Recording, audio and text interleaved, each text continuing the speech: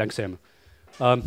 First, I'd like to thank the organizers to invite me. It's my great pleasure to have this opportunity to come over to this beautiful place and contribute a talk. So today I'm going to discuss some recent results we obtained in our visualization study of the near wall velocity profile in high Reynolds number superfluid helium pipe flow. First, let me briefly introduce our group. Our cryogenics lab is located at the National High Magnetic Field Laboratory in Tallahassee, the capital of Florida State. Currently, we have 3 postdocs, a number of graduate students. The work I'm going to present was done mainly by Mikai, this PhD student. And it also involves some early students like Dr. Hamid and Dr. Bao and Dr. Zhang, and also my collaborator, my colleague, Luke Cadfest. So in our lab, we do experimental research, and it covers a number of a wide range of research topics. Quantum fluid dynamics is a major one, but we also do cryogenic R&D for particle accelerators, liquid helium-based dark matter detection, and a little bit of qubit with electrons on solid neon. And then more recently, we launched a project to develop hydrogen-based aviation system. Besides experimental work, we also do some numerical simulations using GPE, vortex filament, and HVBK. But I must mention that many of this work were done actually during the pandemic.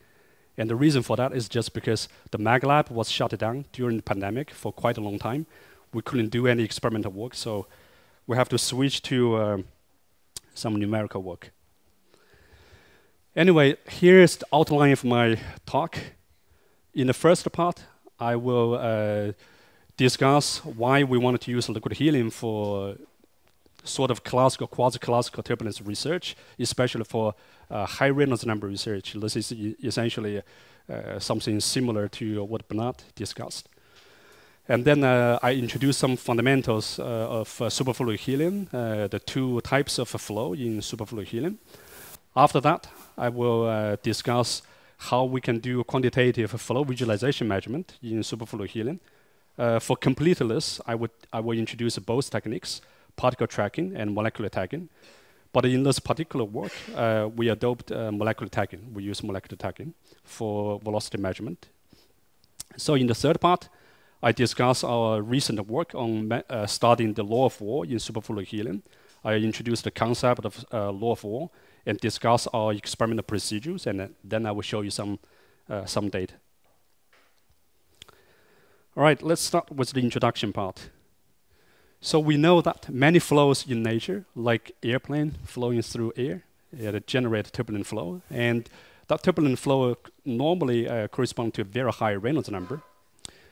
To generate such high Reynolds number flows in laboratories is extremely challenging. This is something already discussed by Bernard. Essentially, one needs to either use a very large facility to increase the characteristic length scale, but for such facility, it's very expensive, and furthermore, it consumes a lot of energy.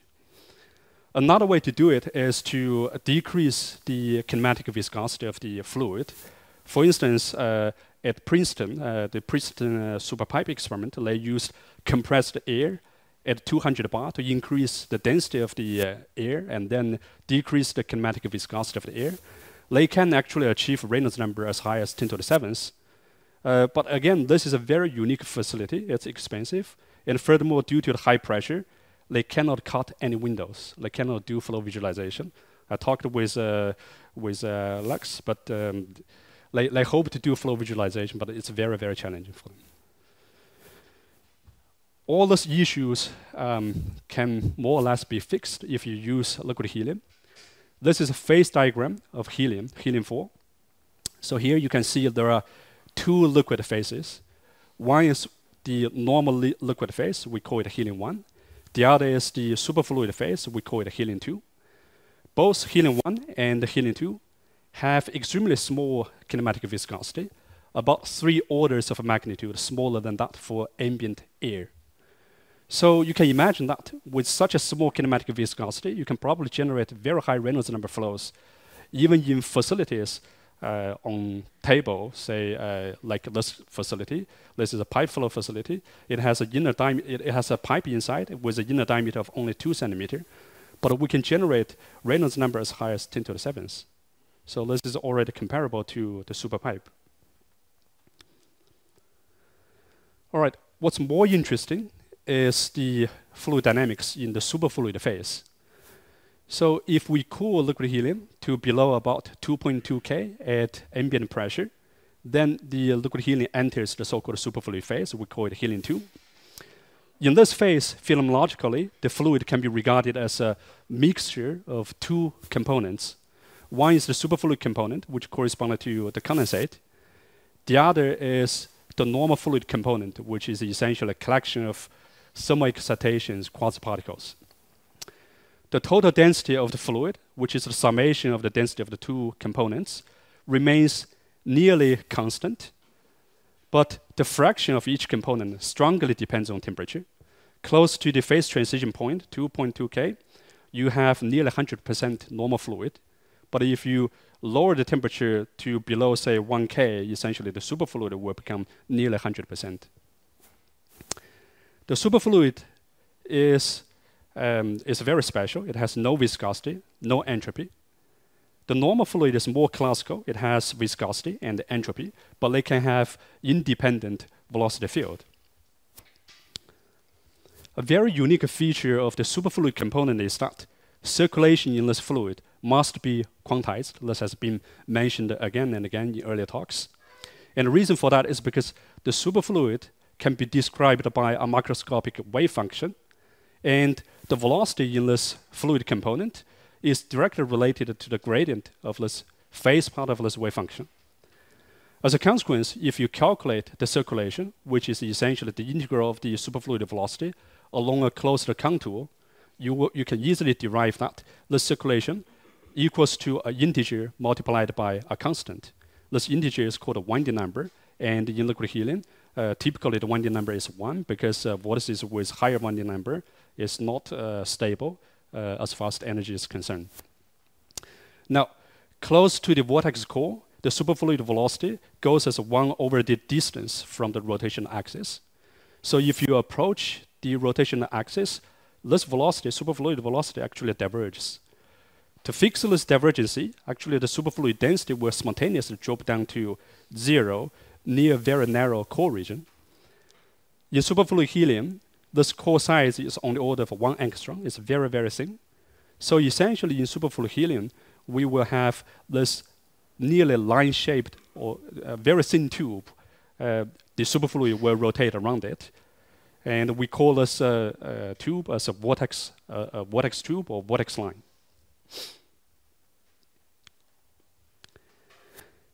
Since we have two fluids, so you can imagine turbulence can occur in both fluid components. In the superfluid, we can have turbulent flow, essentially induced by a chaotic tangle of quantized vortices. So once you know the position of those vortex lines, one can then compute the complete velocity field. To this end, if we can develop some model to describe the vortex motion, one can probably more easily model the turbulence in the superfluid. The normal fluid is more classical. There can be a turbulence for sure. But what's interesting is the normal fluid is made of quasi-particles. And the quasi-particles can scatter off those quantized vortex lines. Due to this scattering, there could emerge a mutual friction between the superfluid component and the normal fluid component. And this mutual friction can essentially change the flow characteristics in both fluids. And it can generate a lot of very interesting phenomena. At temperature above 1 K in superfluid helium, as you already see, we have both superfluid and normal fluid component. In this region, we can have different types of flows. There are two major types of flows that have been studied for decades. One is the so-called thermal counterflow. This can be generated by an applied heat flux. For instance, in this channel, with one end closed, it's immersed or filled with superfluid helium, and we have a heater at the closed end. Now, if we turn on the heater, what's happening is that there will be no convection. It's not like in water. You don't have convection. What can happen is that the normal fluid, this component, will carry the heat, carry the entropy, and move away from the heater. And then meanwhile, to compensate the fluid mass, the superfluid component will move towards the heater, gets heated up near the heater surface, turn into the normal component. So this is what we call it thermal counterflow. This counterflow mode is extremely effective as far as heat transfer is concerned. It actually leads to an apparent thermal conductivity higher than pure metal at this very low temperature. So for this reason, engineers actually utilize superfluid helium as a coolant in a lot of applications. Like at MagLab, we use superfluid helium to cool down our superconducting magnets. And also physicists, they use superfluid helium to cool magnets for particle accelerators and also research telescope. But we know that in counterflow, when the two fluids, their relative velocity is higher than some threshold, quantized vortices can spontaneously appear and then impede this heat transfer. This is what we call it, turbulence, counterflow turbulence. And this is still a very active research topic in this field. But this is not topic I'm going to discuss in today's talk. There's another type of flow which can be generated mechanically. Say, for instance, you tow a grid or use the rotating blade like in the Shrek experiment.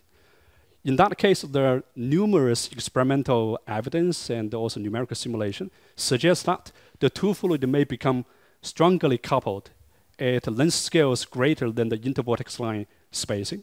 And in that case, the two fluid system actually behaves like a single component fluid. And it has viscosity from the normal fluid. And there are also dissipation due to the mismatch, decoupling of the two fluids at very small length scales. But anyway, in this case, people can observe quasi-classical features in this type of flow. So this is why we call it quasi-classical flows. In our lab, we used a moving grid to generate a nearly homogeneous isotropic turbulence, and then applied our visualization method, and we can really get some velocity structure function, energy spectrum, which exhibit classical features. Okay. However, this is the thing I wanted to mention. However, there are doubts whether the vorticity field in the two fluids are perfectly matched. If not, there could be some non-classical characteristics. And what's more important is that there are very limited studies for this type of flow, quasi-classical flow, near solid boundary. Near solid boundary, what would happen? I mean, will the quasi-classical flow really behave like classical fluid, or there could be some completely different behavior? There's very limited study. So essentially, this research is designed to answer questions related to this. We want to see how the two fluid system behaves near solid boundary. All right, in the second part, I'd like to briefly introduce our flow visualization technique. For completeness, I discuss both PTV and MTV. Particle tracking velocimetry is a flow visualization method widely adopted in classical fluid research. Dan Lathrop and Srini, they collaborated more than a decade ago, and they first applied this particle tracking velocimetry in liquid helium. So the trace particle in their experiment is typically solidified hydrogen or deuterium particles, ice particles. To produce those ice particles, they make a mixture of helium gas with hydrogen gas or deuterium gas, and then inject the gas mixture directly into the helium bath. Upon the injection, the hydrogen gas or deuterium gas will freeze and then form small ice particles, typically with a size of 1 micron or several micron. What's interesting is that when they inject the particle in the superfluid phase, they definitely see some particles, randomly distributed, move together with the background of normal fluid. But besides that, they also see some line structures. they quickly realized that those line structures are indeed quantized vortices decorated by the trace particles. And the reason for that is because if you have a trace particle nearby a quantized vortex line, there's a Bernoulli pressure pushing the particle towards the vortex core. That's just because the velocity here is higher than the velocity on the far side. So the particle can get trapped on the quantized vortices. So all of a sudden, they realized that this method can allow them to study the vortex dynamics in superfluid helium. And then many other labs start to follow their method to develop similar facilities. In our cryogenics lab, we also developed a PTV system. We can make a mixture of helium gas with either hydrogen or deuterium gas and then inject this into the cryostat. But I can tell you, it actually took us several years to figure out the optimal injection parameter because those information were never released in any of the publication. I mean, they definitely have some instrument paper, but it's very subtle. It depends on a lot of parameters, like what kind of valve you use, how deep you immerse your injection tube into the liquid helium, such a lot of detailed information. So now we can routinely generate videos like this to observe quantized vortices.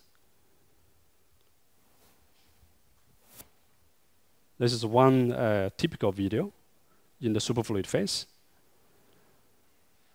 And if you look closely, you can actually see vortex reconnection. And this reconnection can generate waves on the vortices, the so-called Kelvin waves, like this.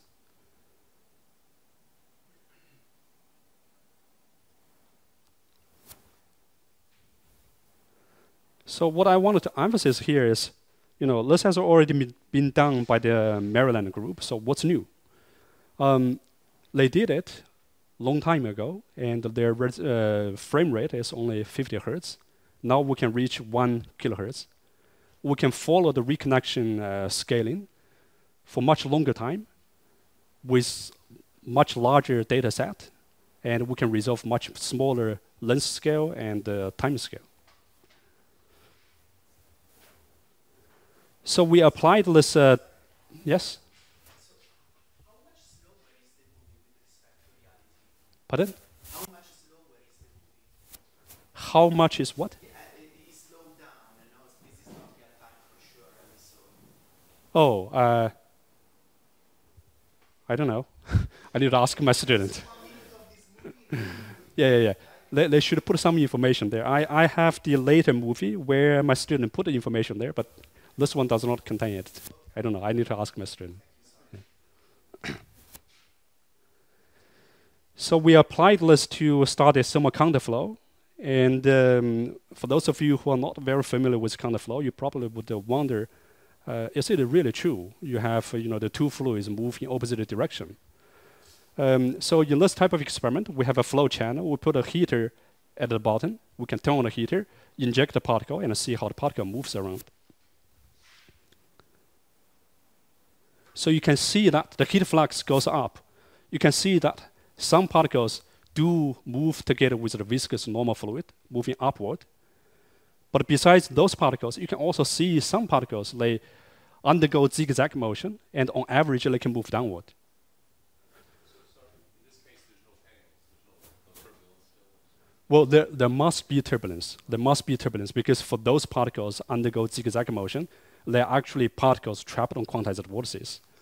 Once you have vortices, it must be a tangle of vortices. Here you don't see lines, I guess there's not enough particles to... No, well, it's actually very hard to see lines. Now we sort of understand this because the line density in this type of experiment is typically very high, 10 to the 5th, 10 to the 6th per centimeter cube, which means the line spacing is even less than 100 microns.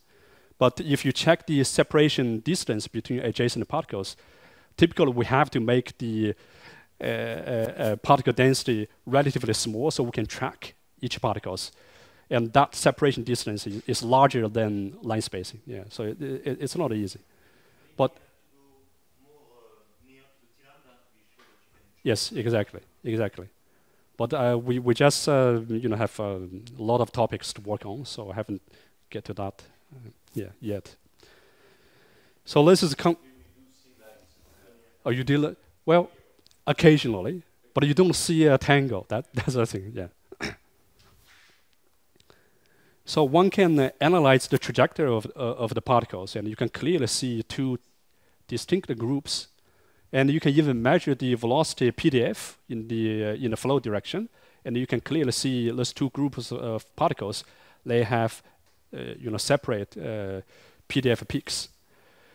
So based on the separation, we can distinguish the two groups, and then we can measure how velocity fluctuation occurs in the normal fluid, and how the quantized vortices undergo apparent superdiffusion, such and such. So there are some publications in recent years.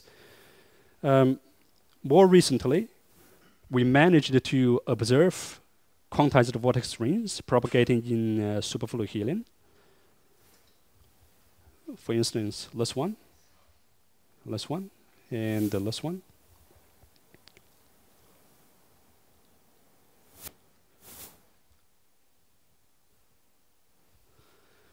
All right.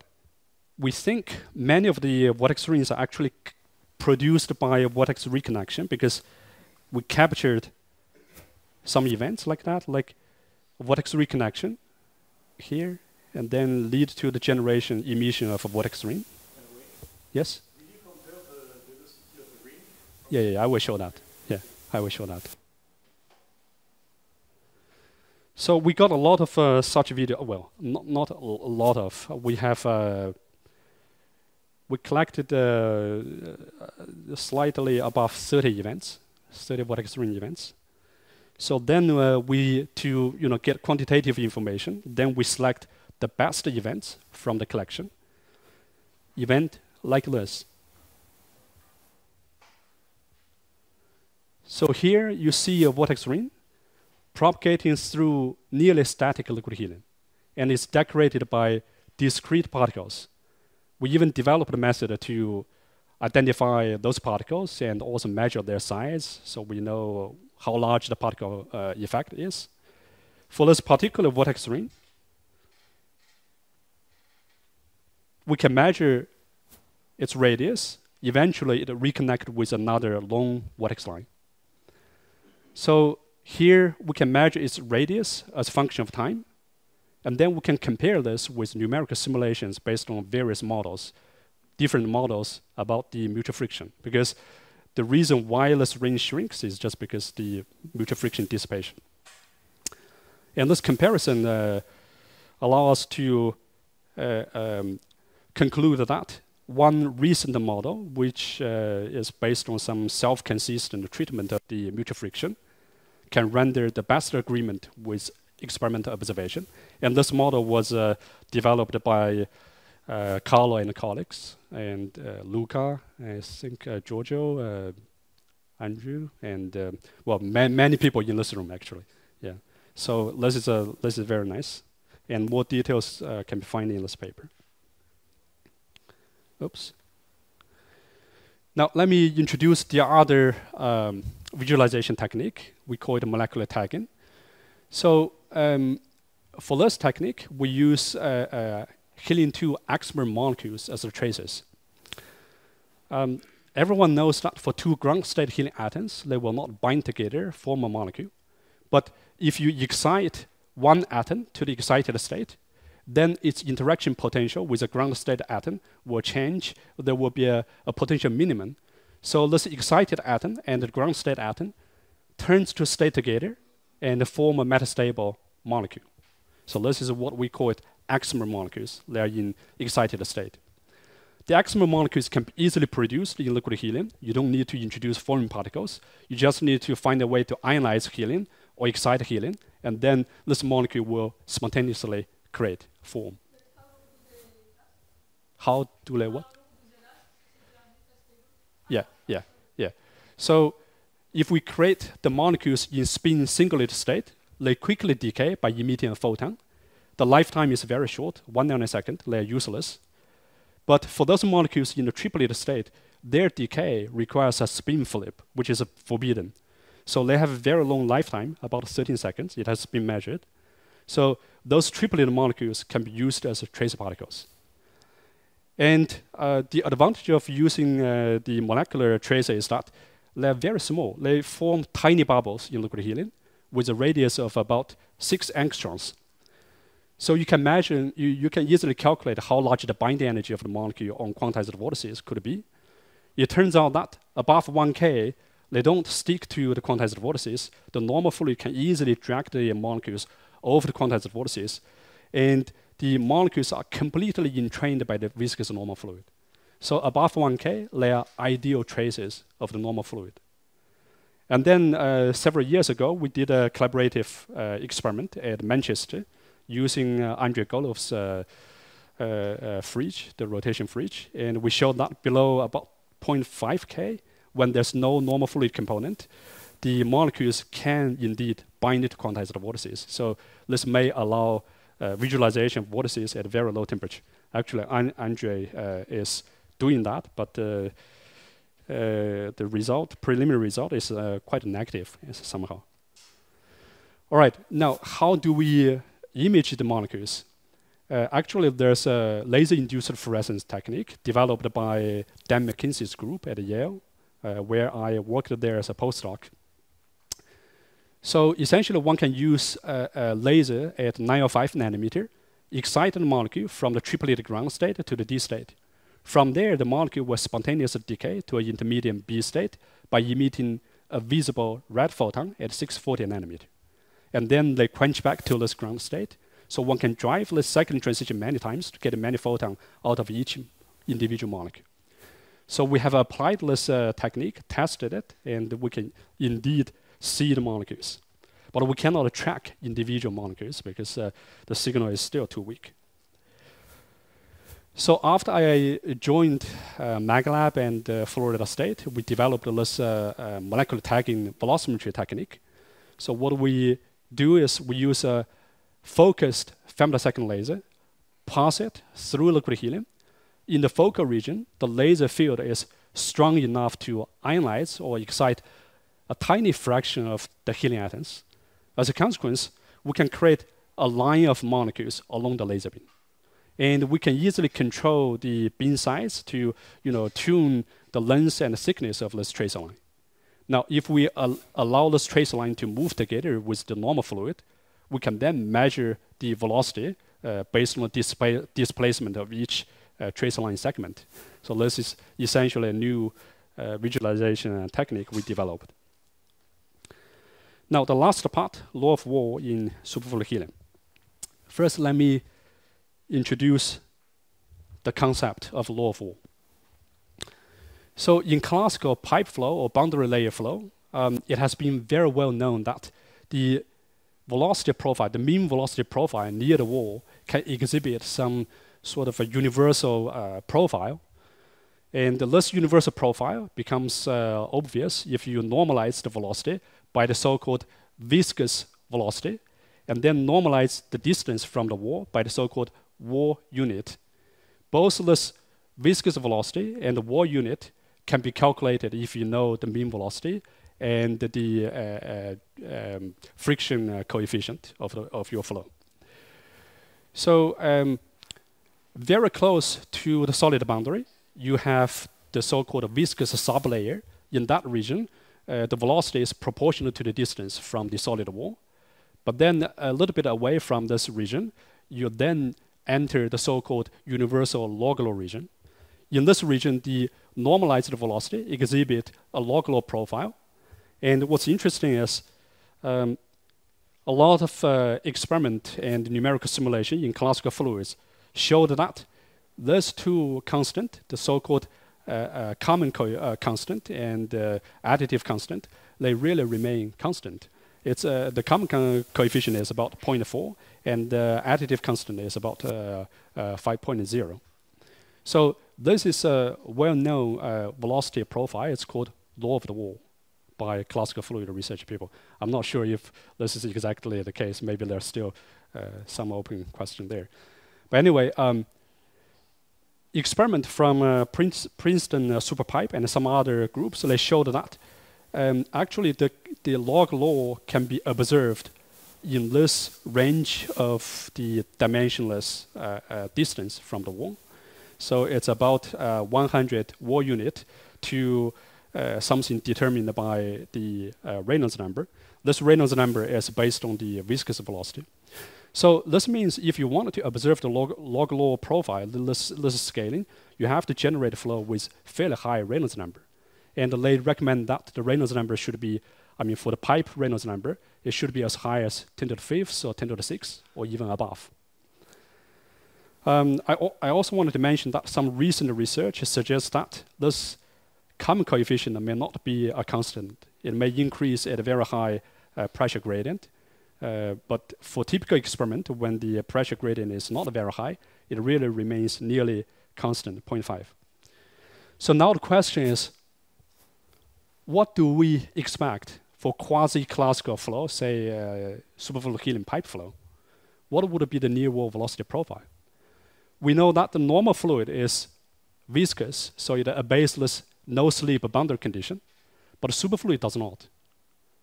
So you may say, okay, probably there will be vortices, and the vortices can couple the two fluids, so they will have exactly the same velocity profile and behave classically. But in order for this flat velocity profile of the superfluid to bend and mimic this curved velocity profile, you must have high density vortices polarized in a special way in this very, very thin boundary layer. Is that possible? Nobody knows. There's no numerical simulation. As far as I talked with Makoto, it's very challenging, but probably some expert in this room may be able to solve this problem into the future, I hope. So there's no existing knowledge of what would happen, what exactly would be the velocity profile in this boundary layer, and this is the thing we wanted to figure out. All right, to start at a near wall velocity profile, we utilize our liquid helium flow visualization facility. It's essentially a horizontal cryostat with a pipe housed inside. This pipe has a square cross section with an inner side length of 2 centimeters. So on either side of this pipe, we connect it to a liquid helium bath. We call it a liquid helium stack. So we can fill the two stacks at the same level.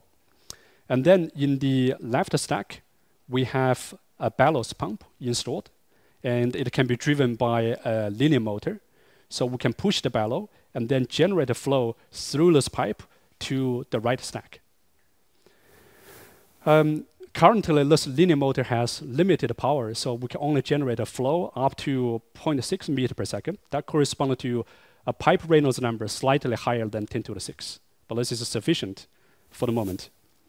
And then we have 2 view ports and windows for passing the lasers.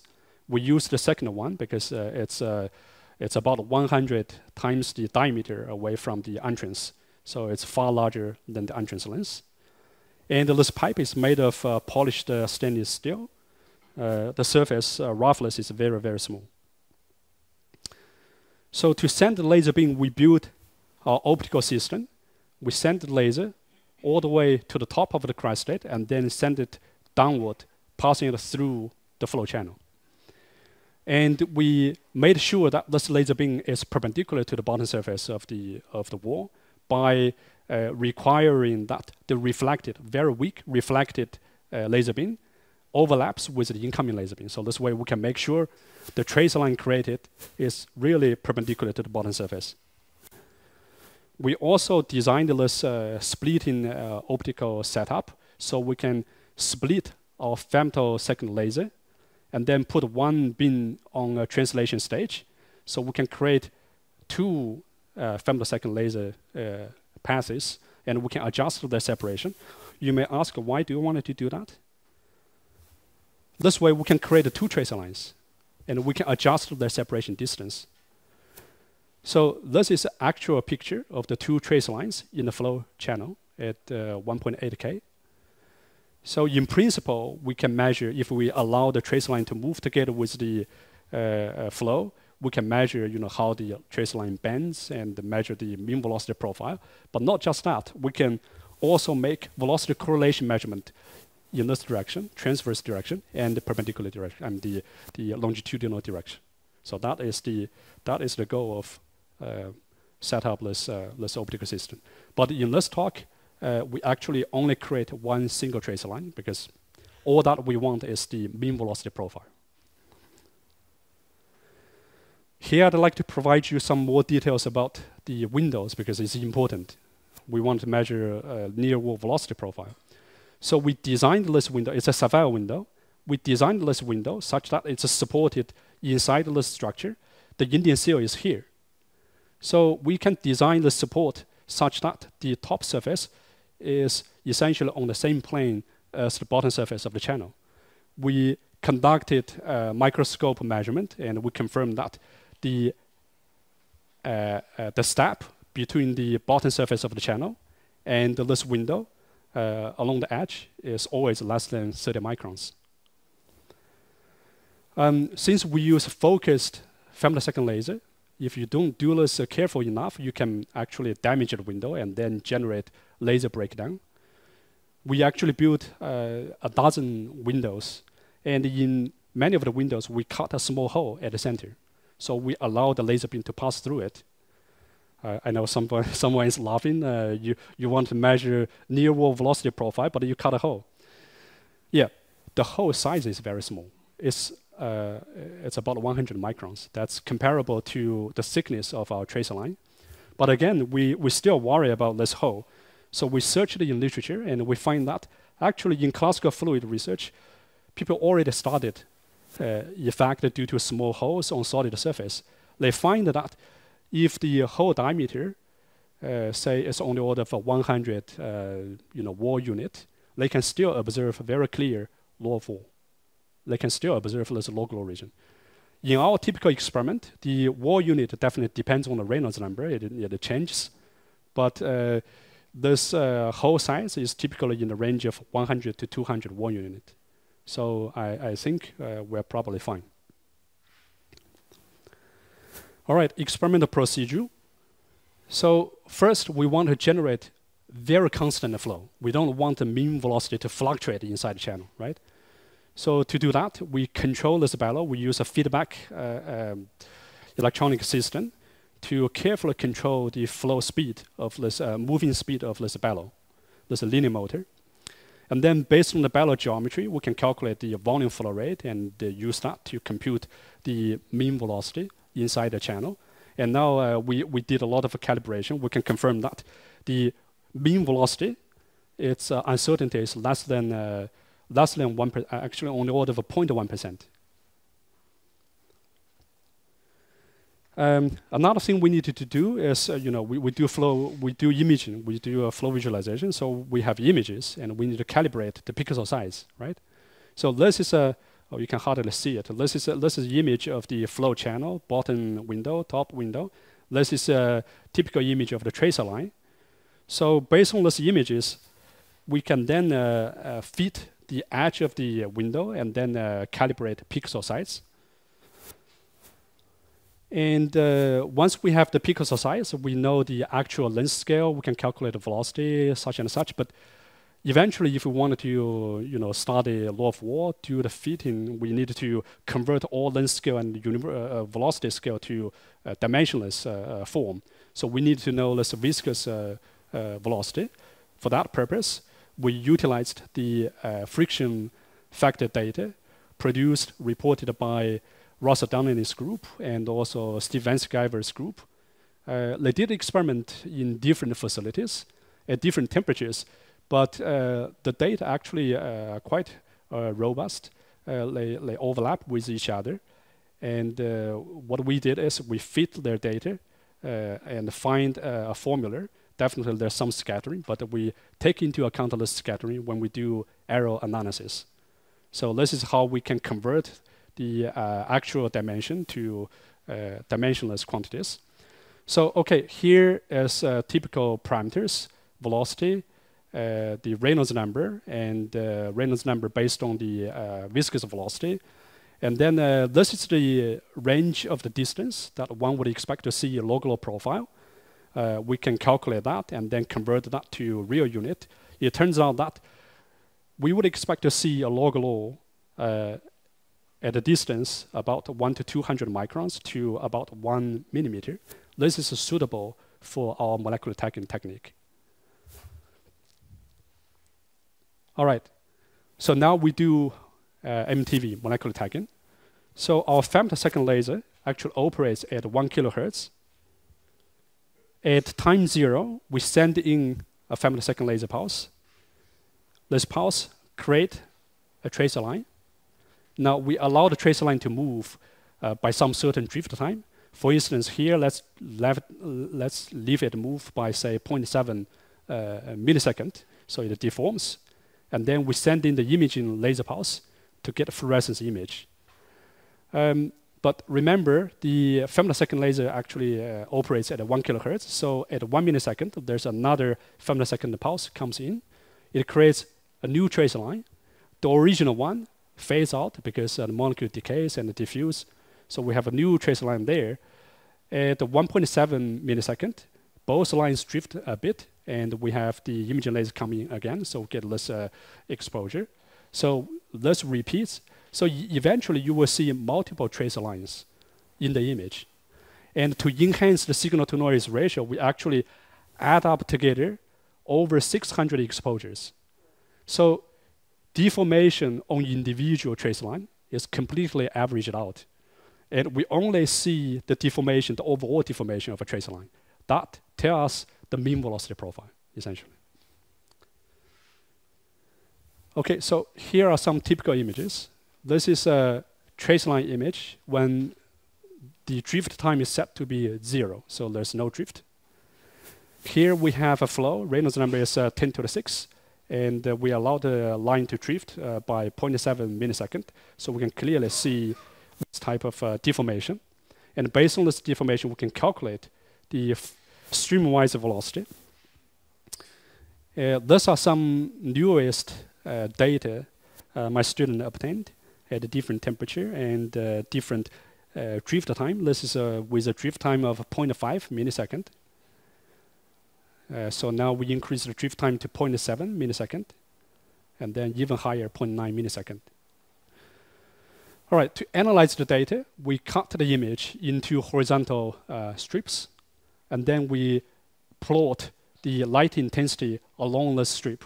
So we plot light intensity as a function of position along this strip.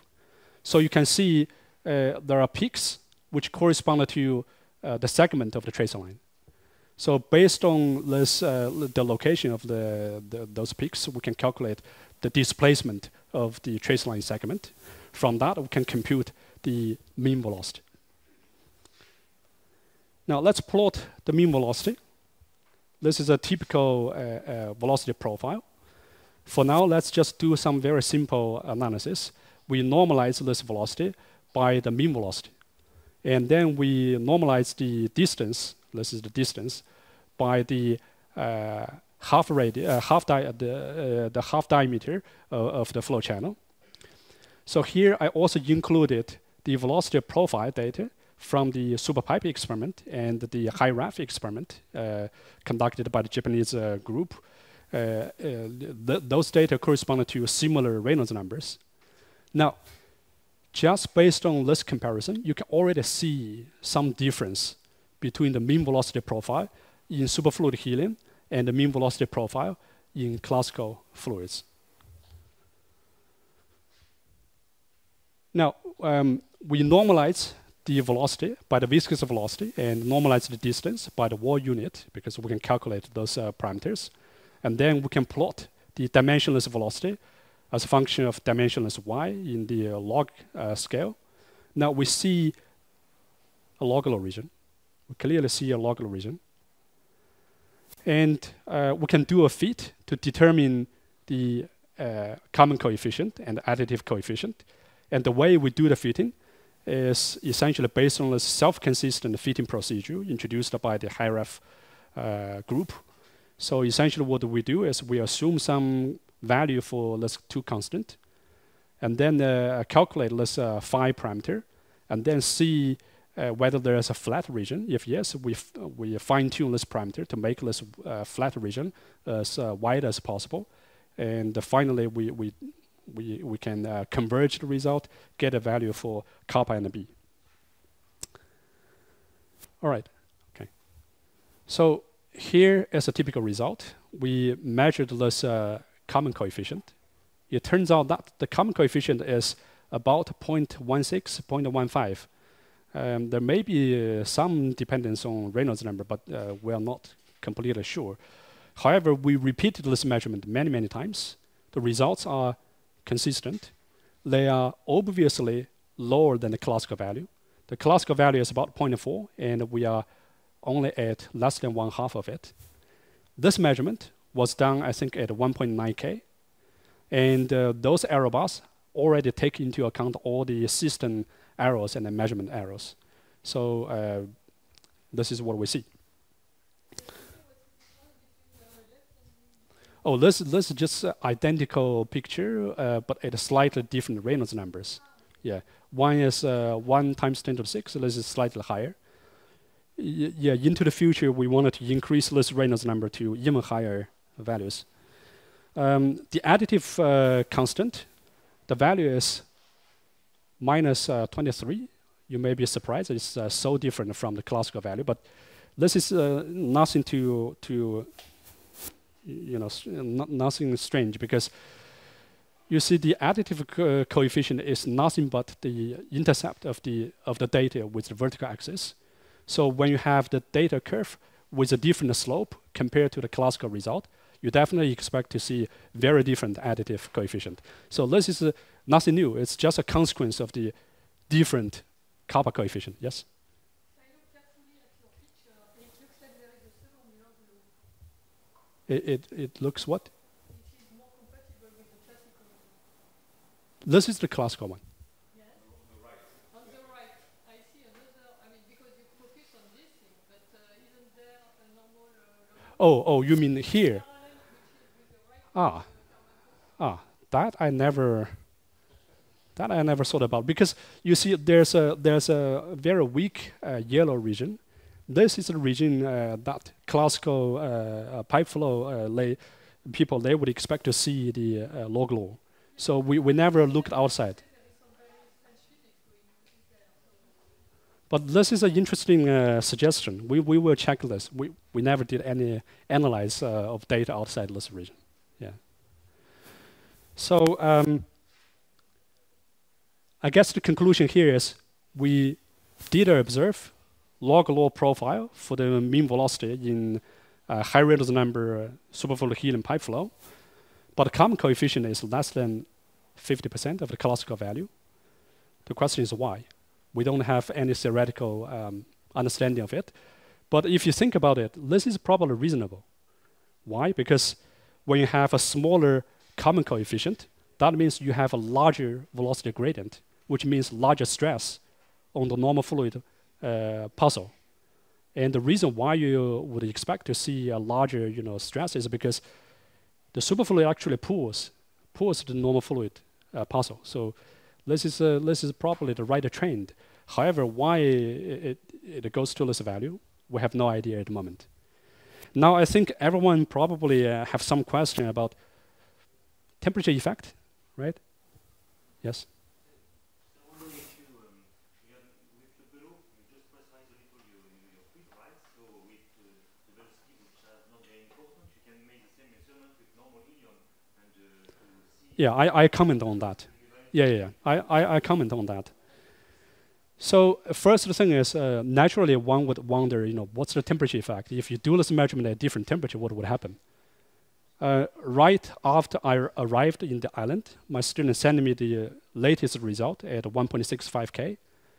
They did some preliminary analysis. This is typical images at different drift time. Oops.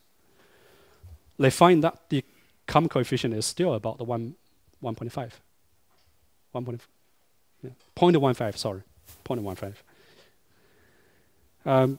But I believe if you raise the temperature close to the lambda point, eventually this common coefficient should go back to the classical value.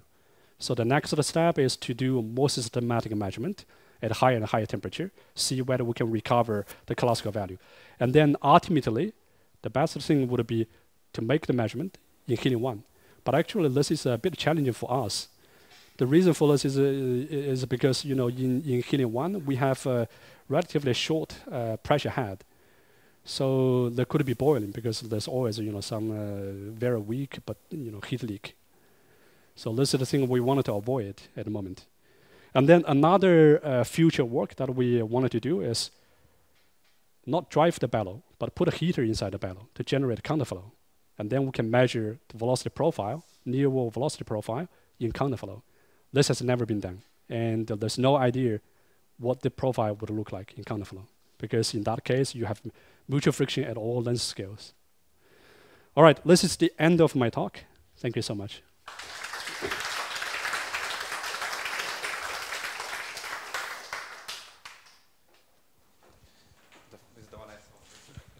Thanks. Excellent talk. Thank you so much. So the easiest physical interpretation of the value of kappa is the size of the momentum transporting eddies. So when it's 0.4, you say, oh, it's about 40% of the distance to the wall, but you're finding that it's 15%. So I wonder whether there is a physical interpretation related to this, in this case, somehow the largest momentum transporting eddies being broken down a little earlier and just ending up being smaller by about a factor of 2. I think this is a very complicated problem. Anna and her colleague did some analysis in the past to study momentum transfer into the wall. I'm not an expert on that. I did not quite understand their paper. I still need to talk more with Anna. No, I think it's a very interesting problem because you have two components and you have mutual friction, and one component does not obey this no slip boundary. So what exactly could happen? Yeah, I have another comment. So about your, can you show your picture again? Picture of the log, your log low of the wall. Yes. In fact, yes, there are many interesting things here that you should investigate. So the first thing is, you know, the place where your new low of the log, so closer to the right, this one, yeah. Well, first this, okay, but then there is the scale at which it breaks down. Okay, first, what does it correspond? I mean, you mean this length? Yeah, scale? yes. How this varies with temperature? I think it's important. A second point also is another interpretation of the Kármán constant is that if you do some argument, it is just the product of the friction, you know, U2 square, times the width of some kind of boundary layer. Okay, and as Pancho showed. So my first question is, did you measure the friction, and is it the same as in pipe flow? Normally it should, because everything showed that everything is the same in superfluid and in fluid. So if we admit that U2 square is the same as in the pipe flow, what is changing is this delta value, right? And as Pancho showed, this delta value is connected to the effective viscosity and to the turbulence intensity. And this could explain how your von Kármán changed. No, we tried that actually. But I don't think the effective viscosity measured in bulk flow applies here. Because everything measured, I think, in those experiments, the Shrek experiment, whatever, you know, it's bulk properties measured in bulk fluid. The boundary effect is relatively weak or, you know, not observable. But now you measure this effective viscosity, which essentially characterizes the energy decay rate, but that does not apply when you have this boundary layer, inside this boundary layer. It could be completely different. This is essentially what Anna's paper talked about. They showed that there's a different effective viscosity for momentum transfer into the wall. Yeah. But this just should be compatible with your new value of kappa. If you just do, if you just say But to U2 square times delta. Well, well, maybe, but we just don't know how to measure this dissipation directly, you know, in this very thin boundary layer. As you can see, I mean, all that we can do is measure this mean velocity profile. That's it. We don't have other probes. I mean, maybe we need some small, you know, pressure probe or temperature probe to combine with this to get more information. In your introduction, you mentioned that you had no way of knowing the vortex line density near the wall to know how well the two components are coupled.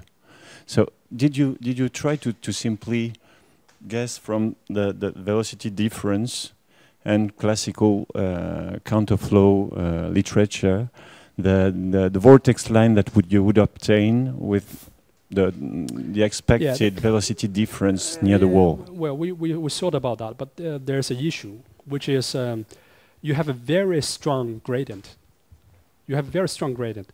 The Vinen's equation does not really apply in that case. It actually designed for homogeneous isotropic quantum turbulence. So I don't know. There are a lot of arguments, how to add additional terms to account for this gradient effect. So, yeah. Okay. Thanks again for your very nice presentation and visualization. I have just another question about what you showed in the beginning, which was this ring, which was very well visualized. I wonder, can you tell us which is the depth? Because the depth of your imaging, that means that we are two-plane, right, not 3D. So it would be interesting to know you eliminate with maybe a sheet of light, or I don't know how do you do this. This is a very good question. Actually, we have those dots, so we can fit them using ellipse. And then this ellipse actually tells us the complete information about the ring orientation and size in 3D space. This requires at least 5 particles on the ring, because there are only 5 parameters when you do the fitting in 3-dimensional space. So that's essentially why we chose this particular event. It has 9 particles on the ring. If we had 4, we cannot do it. Yeah. How do we generate it? How do they generate it?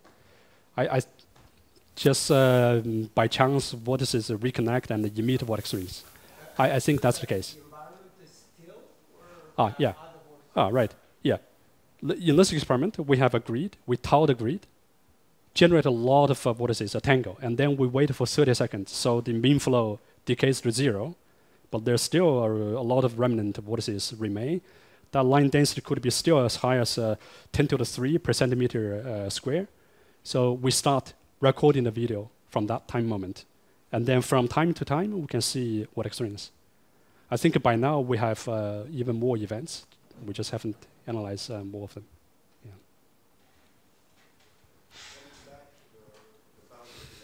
Is there any way to use individual pictures to compute the turbulence? This is a very good question. Individual, you see, here we use 600 images, add up together. And the reason for that is a single femtosecond pulse creates a very weak line. So we can hardly, capture its image. But there's another way to do it, which is we send in multiple femtosecond pulses to create a very bright line. And then we can do a single shot measurement. However, in that case, you can imagine our femtosecond laser has a maximum frequency of 5 kilohertz. So it takes some time to create, a very bright line. Therefore, we cannot apply it to a very high Reynolds number flow. But for relatively low Reynolds number, like 10 to the 4th, we can easily do it. And actually, we did it and have some data. I just haven't shown it. Yeah, we can do correlation measurement, velocity correlation in both directions. Yeah. Hi, Wei. Thanks for the talk. I wonder if you can show again the log law, the plot of the log law. I was wondering. I think that yes, exactly. I think that if I remember correctly, in the classical case, from the log law, then you go to smaller distances, then it drops, and yes. here you see something quite different. Therefore, I was wondering that given that in the viscous sublayer, I mean, this is where you really see the effect of the shear stresses. I wonder actually it's in there that actually, instead of the interpretation that you said before, that you had a stronger gradient, probably that shows that probably, I don't know, I'm just doing speculating, that at smaller distances, actually the vortices slow down the flow, and therefore you have a slower gradient, smaller gradient. And in fact, probably what would be very interesting to plot in here is what probably was said before, is that where is the boundary layer, where is the profile of the vortex line density, because that shows where actually you have the forcing or the slowing down of the vortices. Yeah, I understand, but I do believe that this region is the region where we don't want to get in, because you know, we have a small hole. If you get very close to that small hole, everything changes, and this has been observed in classical flow as well. Oh, I think I did not include the. Oh, I did not include that. Well, yeah, I don't have that graph, but classical fluid people, they show that it actually bends this way when you have a hole. But this, yeah, yeah, yeah. Well, that's our hope. Yes, that's our hope.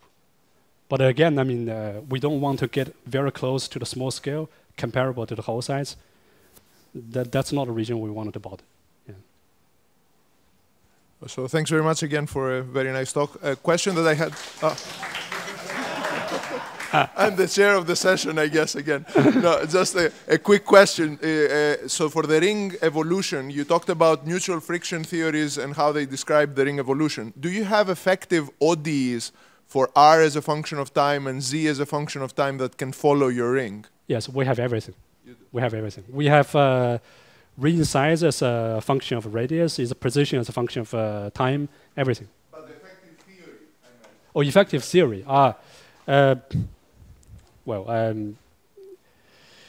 There are different models about mutual friction, and you can use those different models to predict how the ring propagates, and you know, essentially you can show how the ring radius changes as a function of time, its position changes as a function of time. But these are PDE models, so they're distributed models. PDE model? Yeah, partial differential equations, or some sort of distributed models, not effective equations for the ring evolution. I don't quite understand. Yeah, we can chat later. Yeah. Okay, one last question, and then we'll continue over lunch, I think. Thank you. Yeah, nice talk. Thank you. In Princeton, for example, they took great care on the flow conditioning before entering the pipe, on the alignment of the pipe to make sure it's really straight, because otherwise you can have effect on boundary layers. Here, this experiment, I don't know the name, is the Chef one, or it starts with the corner flow. And probably you have some heat loss all along. So I think it would be really interesting to